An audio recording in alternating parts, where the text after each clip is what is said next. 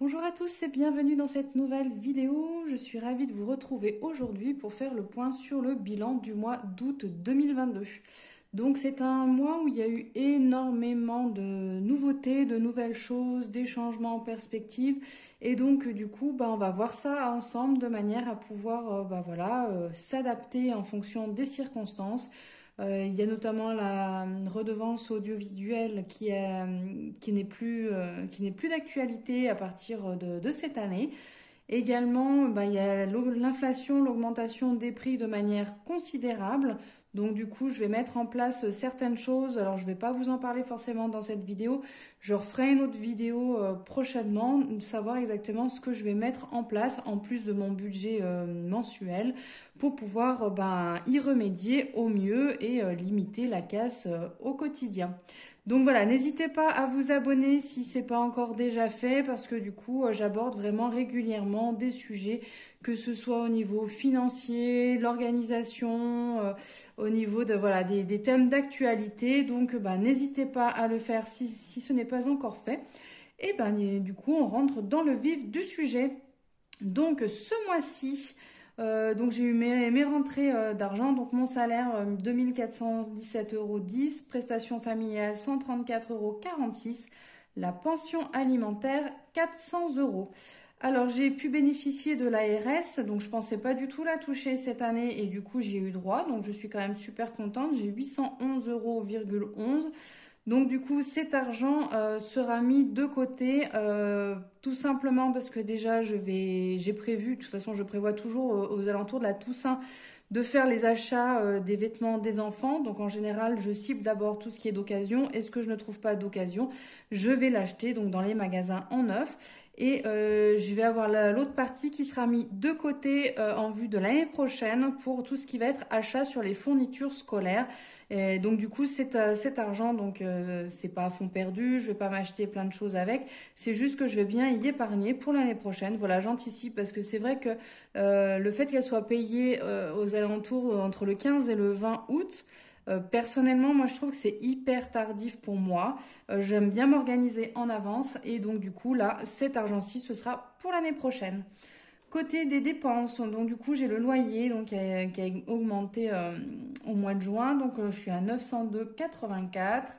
Après le restant ça n'a pas trop bougé, j'ai juste l'essence que je n'ai pas fait de plein ce mois-ci pour la simple et bonne raison que j'avais fait le plein d'essence le dernier jour du mois de juillet. Et donc du coup là j'ai pas fait de plein, donc là je vais la faire le 1er ou le 2 septembre, donc voilà ce sera sur le mois suivant.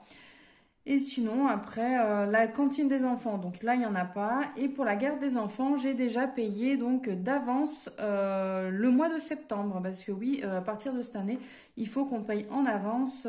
Et du coup, après, s'il y a un jour où l'enfant ne va pas, et ben du coup, ce sera reporté, le reliquat sera porté au mois suivant. Là, j'ai toutes mes épargnes. Et ensuite, j'ai toutes mes sorties d'argent. Alors, surprise, disons surprise. Oui, je ne l'avais pas budgétisé, donc voilà, ça c'est de ma faute de ce côté-ci. Tout ce qui était entretien de la voiture, donc c'est vrai que le voyant s'était allumé courant juillet, donc j'avais pris rendez-vous pour le mois d'août. Et donc du coup, j'en ai eu pour 347 €. Donc du coup, là je le budgétise pour l'année prochaine, histoire de ne pas avoir de mauvaises surprises. Et donc du coup, on va faire le point déjà sur l'épargne mensuelle numéro 1. On va la recalculer.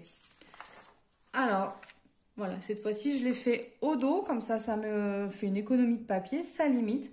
Donc du coup, j'ai retiré la ligne des impôts sur le revenu, vu que du coup, je ne suis pas imposable. Également, l'assurance responsabilité. Alors, c'est pas l'assurance responsabilité civile, c'est l'assurance des accidents de la vie exactement. Donc du coup, je l'ai résilié ce contrat parce que je me suis penchée de plus près et effectivement, ça me correspondait plus à l'heure actuelle. Donc du coup, j'ai décidé d'y renoncer. La taxe audiovisuelle, du coup, elle est retirée également puisque c'est applicable à compter de cette année. Donc du coup, j'ai quand même 600 € d'impôt, 300 € d'assurance accident de la vie et 140 € d'audiovisuel que je vais pouvoir retirer. Je n'ai pas besoin de budgétiser tout ça. Par contre, j'intègre la budgétisation pour la voiture, tout ce qui va être entretien de la voiture, plus l'année prochaine, je vais avoir le contrôle technique également. Donc du coup, ça, j'ai fait une estimation à peu près à 500 €. Voilà, on devrait être pas trop loin. Et donc du coup, en faisant le calcul, je tombe à 1890 € sur l'année au lieu de 2430. Et donc du coup, si on mensualise tout ça, donc du coup, on tombe à 158 € au lieu de 203 €. Alors du coup, je vais reporter les 158 € dans mon tableau ici. Voilà. Et après, je prends le téléphone et je vais faire, hop, le calcul. J'ai plus l'habitude de celui-là, là. Hop, donc je vais faire le calcul. Ici, donc j'ai 158 plus 66,25 plus 45 plus 19,25.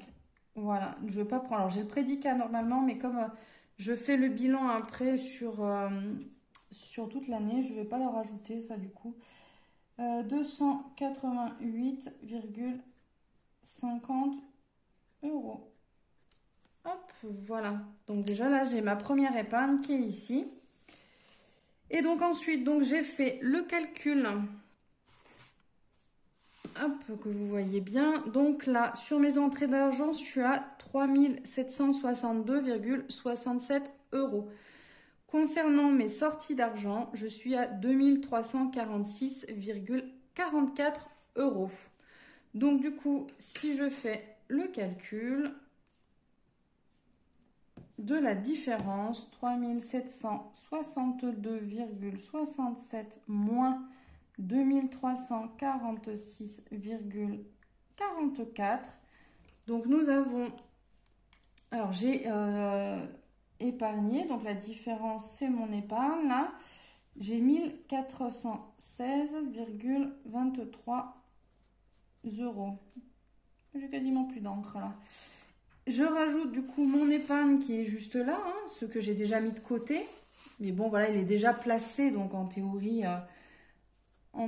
voilà, j'ai pas besoin de le répartir après. Et ben dis donc. Donc là, je fais un plus. Comme ça me donne mon épargne totale du mois.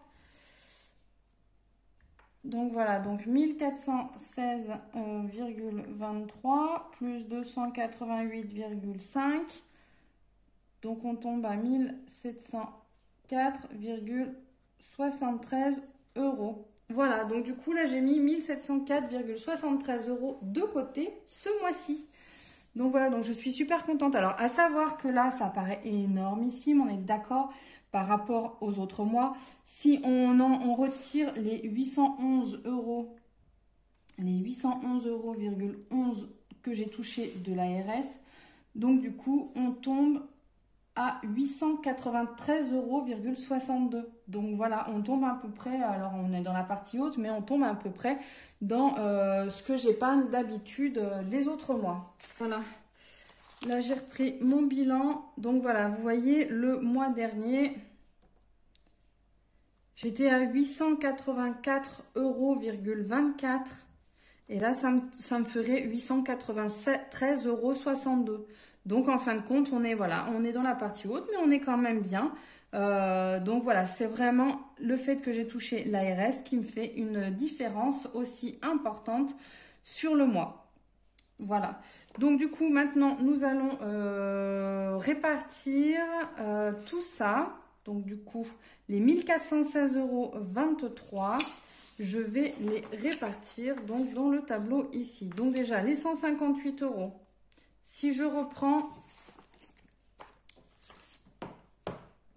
reprends donc celui du mois de juillet. Donc j'avais déjà 250 € de placés pour le bois. Donc pour le moment, ils ne sont pas sortis. Ils vont sortir donc début septembre. Donc du coup, ceux-là, je vais pas rajouter pour le moment. Donc du coup, on est à 250 €. J'avais 31 € pour l'assurance accident de la vie. Donc du coup, je les ai en plus. Je vais les répartir du coup, ben, peu importe, hein, je peux les répartir autant sur la voiture, autant sur l'assurance voiture, l'assurance maison, parce que ça va tout tomber au mois de juin. Donc du coup, peu importe, il va falloir que je commence à remplir au fur et à mesure. Eh bien écoutez, on va commencer par remplir l'assurance voiture, comme ça ce sera fait. Donc il me restait 31 euros ici, plus 158. Donc 158 plus 31, ça nous fait du 189 euros. Donc allez hop, 189 euros. Je les mets ici, comme ça au moins c'est déjà tout budgétisé. Et donc si je fais les 250, là on a 439 euros. Donc là on s'aperçoit effectivement que hormis le bois, je n'ai plus aucune sortie d'argent de prévu jusque soit je ne termine pas avec le bois et donc du coup il faudra que je refasse rentrer entre février et mars, mais en théorie non, puisque là la rentrée du bois il m'en reste encore une certaine quantité. En théorie avec le bois je devrais faire tout l'hiver et il devrait m'en rester en théorie. Donc hormis le bois, je ne devrais pas sortir d'argent dans mon épargne mensuelle numéro 1 avant le mois de juin. Voilà, donc du coup, autant là, jusqu'à maintenant, ces 6 derniers mois, je n'ai pas arrêté de jongler pour essayer d'économiser entre les rentrées et les sorties d'argent.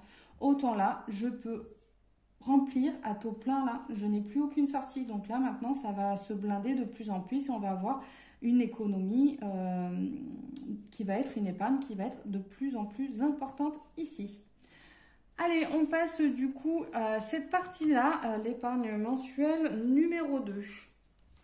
Alors, l'épargne mensuelle numéro 2, donc du coup, ça correspond à tout notre reliquat des 1416,23 euros. Donc, du coup, ça, il va falloir qu'on le mette de côté. Alors, je vais le récupérer. 1416, je vais prendre... Je pense pas qu'il fasse la fin, mon stylo, donc je vais le poser pour le moment. Allez, 1416,23.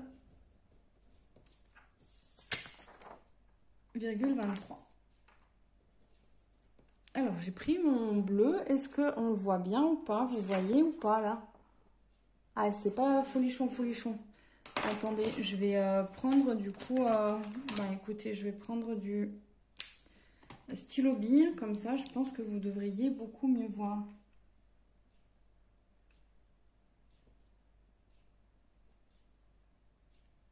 Hop, voilà. Donc, du coup... nous avons dit qu'on avait à peu près 800 euros ici, donc de l'ARS. Donc, allez, 811,11 euros. Ça va être l'ARS. Donc, on va la budgétiser de côté. Là, qu'est-ce qu'on a eu?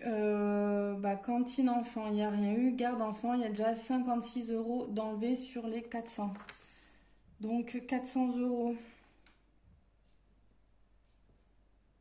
Moins 56, ça nous fait du 344 euros. Et si on divise par 2, ça nous fait du 150 et 22, du 172. Ça fait 172 euros par enfant.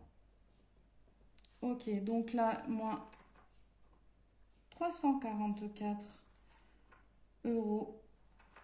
Donc pour les enfants, du coup là, on tombe à combien déjà?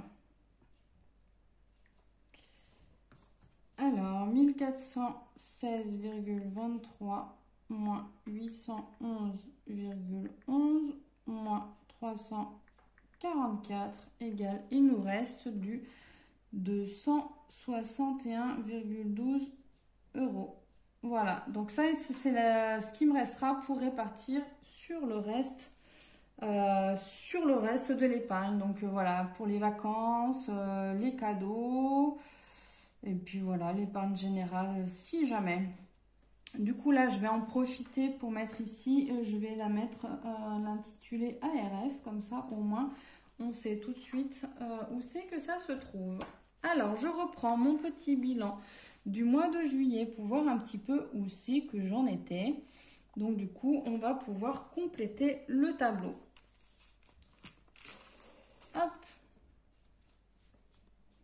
du coup, allez, je rallume le téléphone, il s'éteint tout le temps. Alors déjà l'ARS, donc du coup je la remplis. 811,11 €. Ok. Ensuite pour les enfants, donc du coup j'ai 172 € par enfant. J'avais déjà par rapport à la pension alimentaire, hein, je parle ce montant-là. 772 plus 172, ça nous fait du 944.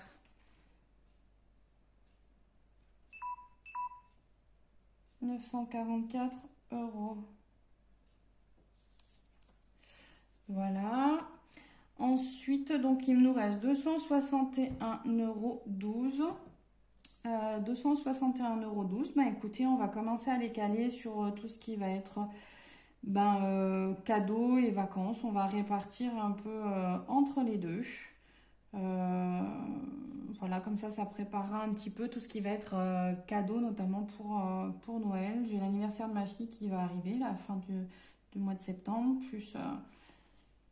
plus tout ce qui va être Noël et les vacances. On va commencer à budgétiser également. Alors que donc du coup je vais mettre 100 € pour les cadeaux. Non, je vais mettre 161 € pour les cadeaux et 100 € pour les vacances. On va faire comme ça. 100 € pour les vacances, donc ça va nous faire, on avait déjà 150, ça va nous faire 250 €.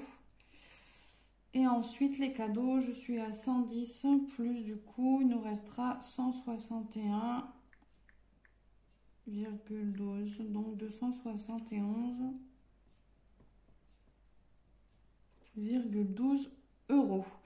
Et en épargne générale, j'avais 78,32 €. Ok, donc voilà, j'ai tout placé là. Et donc du coup, au final, ça va nous faire un récapitulatif.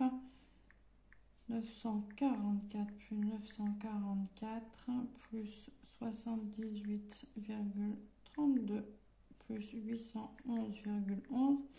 Donc ça nous fait un total de 3298,55 €. Voilà.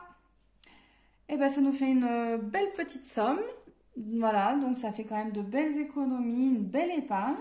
Donc franchement, je suis super contente. Donc déjà, j'ai énormément épargné ce mois-ci puisqu'on est déjà à 900, je sais plus combien j'avais calculé. Tout à l'heure, j'étais à 892, je crois, euros. Plus l'ARS, du coup, ça a fait exploser le score. Mais voilà, donc du coup, je suis super contente d'avoir réussi à bien tenir mon budget, faire en sorte que voilà, on tienne le cap. Et franchement, c'est top. Alors, à savoir que pour le mois de septembre, comme je vous disais en début de vidéo, je vais mettre en place certaines choses. J'aurai l'occasion de vous en parler dans une prochaine vidéo, savoir ce que je mets en place. Tout simplement parce que là, j'envisage, je vais voir justement pour voir si ça passe ou pas. Mais mon mi-temps thérapeutique va se terminer. Je suis censée reprendre donc à 100% dans un mois et demi. Et donc du coup je vais tester là, voir si effectivement en mettant en place pas mal de petites choses en plus de l'inflation bien entendu, ça me permettrait de continuer mais à 80%. Bien sûr là je vais avoir une perte sur salaire, donc du coup ça se calcule et donc du coup il va falloir que je mette en place des alternatives et d'autres choses à la place. Donc voilà, si vraiment ça vous intéresse, que vous voulez continuer à avoir des astuces, des conseils ou voir comment je gère mon budget au quotidien, n'hésitez pas du coup à vous abonner à ma chaîne. Il y a régulièrement des choses qui viennent, dont je vais bien parler régulièrement de différents points. N'hésitez pas à liker la vidéo, la partager autour de vous, ça vous permettra justement de mieux me faire connaître et de faire profiter surtout les personnes de mes astuces et de mon plan. Voilà, bah écoutez, je vous dis à très bientôt pour une prochaine vidéo. Ciao, bye bye!